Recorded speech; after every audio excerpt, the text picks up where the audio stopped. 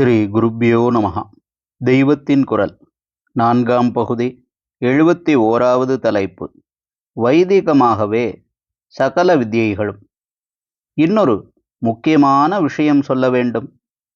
வித்யை என்றால் வைதிகமான வித்யையாகவே இருந்த காலம் அது. ஆனால் எந்த ஆர்ட் சயின்ஸ் ஆனாலும் அதுவும் கூட வேத அத்தியனத்தோடும் வேத வித்யைகளான 14ஓடும் சேர்த்துத்தான் வைதிகமான வாழ்க்கை முறைக்கு பயன்படுவதாகவே போதிக்கப்படும்.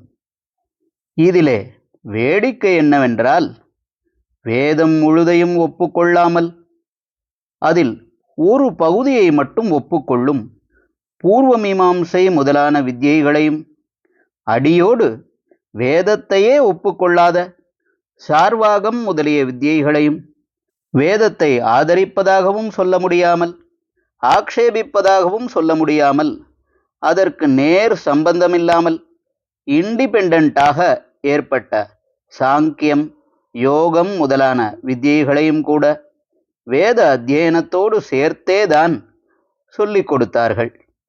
பிற்பாடு வேத பிராமான்யத்தை ஆக்ஷேபித்து அவைதிகமான பௌத்த மதம் தோன்றி பௌத்தர்கள் யூனிவர்சிட்டிகள் நடத்திய போதும் கூட அவற்றிலே சதுர்தச, அதாவது 14 வேத வித்யைகளையும் சொல்லிக் கொடுத்தார்கள்.